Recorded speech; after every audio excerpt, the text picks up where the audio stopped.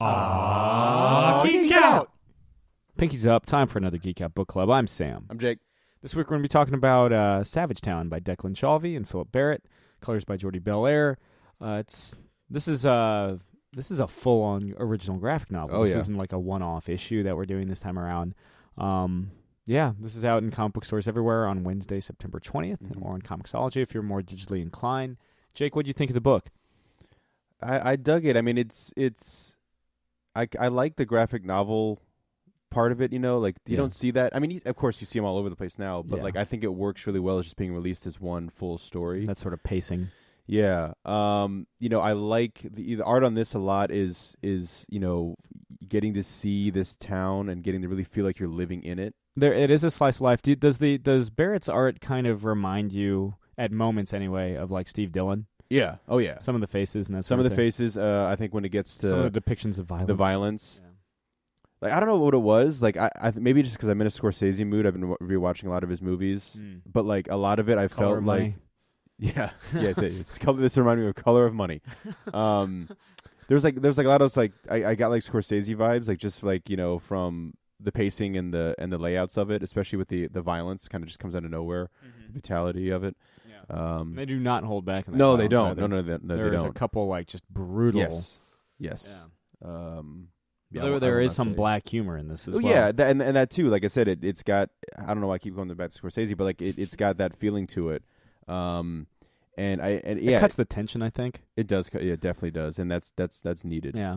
As a bit of a summary, like Savage Town follows Jimmy Savage, this like small town hood in Limerick, Ireland, the same town that Angela's Ashes takes place in. Obviously, this is not a period piece, but you kind of see his like. Not so much a day in the life as like him getting unconsequently or unconsciously drawn deeper and deeper into this dark underworld, this criminal element within Ireland. And it's as while there are certainly crime elements and that sort of thing, it is you see a lot of Ireland. There's a lot of this kind of the spirit of the people, at the pub. Not saying that all Irish are criminals at all, but like you kind of get that, that down small town feel, that Celtic small town. And I think that art... They just happen to be embroiled in crime. That art helps a lot about just, kind of showing the area. Not, it's, like it's kind of like that cliche thing, but it is very much just as much a character as anyone else. Mm-hmm. Yeah. And I'm trying to... I mean, there are kind of moments where you get flashbacks, but if you think about it, like... And I mentioned this in our interview with, like, Declan.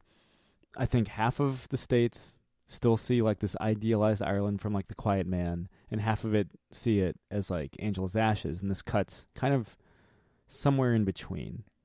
It's outside of like Waking Ned Devine, you don't really see this kind of Ireland anymore.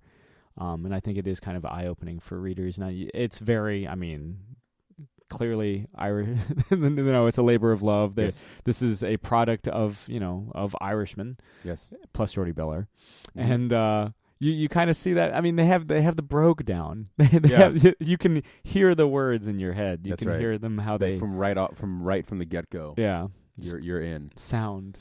Yeah, if Martin Scorsese made the most Irish movie of all time, and it's not The Departed, which is more Boston. Yeah. Then this would be it. Yeah, Costigan shot. Yeah.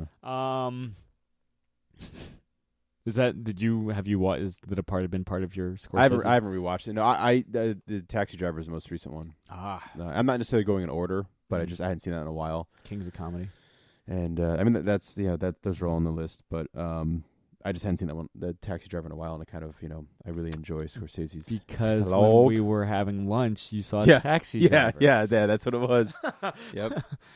But yeah, no, if you're looking for kind of a bit of a blend between Southern Bastards and really kind of a Guy Ritchie film like Snatch or Lock, Stock, and Two Smoking Barrels, this certainly captures that kind of grounded crime, but at the same time without losing sight of the locals and the local flavor.